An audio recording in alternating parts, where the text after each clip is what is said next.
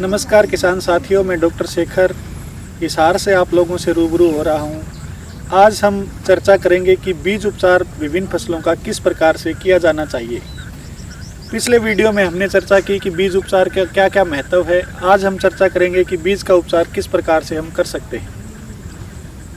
बीज का उपचार किसी भी फसल में करने के लिए 3 मुख्य रूप से प्रोडक्ट्स मार्केट में अवेलेबल हैं जिनका फार्मर इस्तेमाल करता है, जिनमें एक है कीटनाशक, एक है फफूंदनाशक और तीसरा है कोई भी उर्वरक या बायो फर्टिलाइजर्स का आप यूज़ कर रहे हैं बीज का उपचार करने के लिए। इनका उपचार किस प्रकार से किया जाना चाहिए। जो भी फसलें छोटे दाने वाली या मीडियम साइज़ का मध्यम आकार का जिनका दाना है, उनका बीज उपचार हम किस प्रकार से कर सकते हैं। मध्यम आकार के दाने या छोटे दाने वाले फसलों में मुख्य रूप से फसलें आती हैं गेहूँ, धान, ज्वार, बाजरा और उसके अलावा जो फसल है वो मस्टर्ड, सरसों भी उसी में आती है। इन फसलों का बीज उपचार करने के लिए हमें 1 किलो बीज के लिए 10 से 12 ml सॉल्यूशन चाहिए। अब 10 से 12 ml सॉल्यूशन बनाने के लिए हम लोग इसमें क्या क्या चीज़ें किस तरीके से इस्तेमाल कर सकते हैं। 1 किलो बीज को उपचारित करने के लिए आपको 10 से 12 ml सॉल्यूशन चाहिए, जिसमें आप 1 से 2 ml जो रिकमेंडेड डोज है किसी भी इंसेक्टिसाइड की, फंजीसाइड की और जो भी उर्वरक आप यूज़ कर रहे हैं उसकी जो 1 से 2 ml रिकमेंडेड डोज है आप उसका इस्तेमाल करेंगे। उसमें आप सबसे पहले फंजीसाइड डालेंगे 1 या 2 ml जो रिकमेंडेड डोज है उस फंजीसाइड की या फफूंदनाशक की।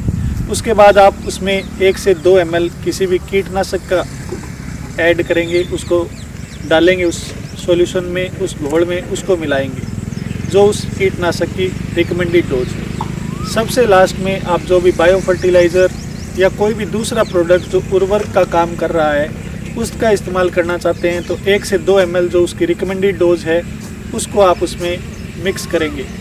उसके बाद आप उस पूरे सॉल्यूशन में 8 से 10 ml पानी मिलाएंगे। 8 से 10 ml पानी मिलाने के बाद आप उसको अच्छे से घोल को तैयार करके 1 किलो बीज के ऊपर एक समान रूप से उसको फैलाकर और आप अपने बीज को उपचारित कर सकते हैं। जो मुख्य रूप से बड़े दाने वाली फसलें हैं जिसमें मक्का आता है, जिसमें मूंगफली आती है, उसमें आपको सॉल्यूशन की मात्रा थोड़ी सी ज़्यादा बनानी पड़ेगी।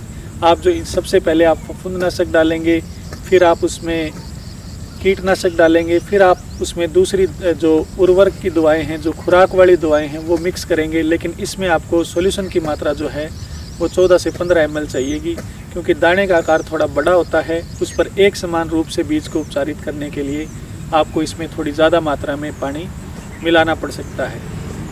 उसके बाद जब आप बीज को उपचारित कर चुके हैं, अगर आप किसी भी बायो फर्टिलाइज़र से अगर बीज का उपचार कर रहे हैं तो आप बीज उपचार करने के बाद बीज को सिर्फ छाया में सुखाएं। अगर आप प्योर केमिकल बेस्ड किसी भी प्रोडक्ट से बीज का उपचार कर रहे हैं उसको आप छाया धूप में कहीं भी सुखा सकते हैं। अब हम बात करेंगे मुख्य रूप से धान के बीज उपचार के बारे में।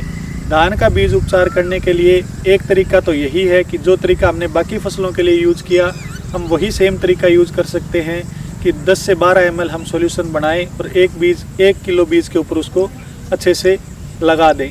दूसरा तरीका जो मुख्य रूप से किसान साथी प्रयोग करते हैं, किसान साथी धान के बीज को लगभग उतनी ही मात्रा पानी लेकर उसमें 12 घंटे से लेके 24 घंटे तक भिगोते हैं।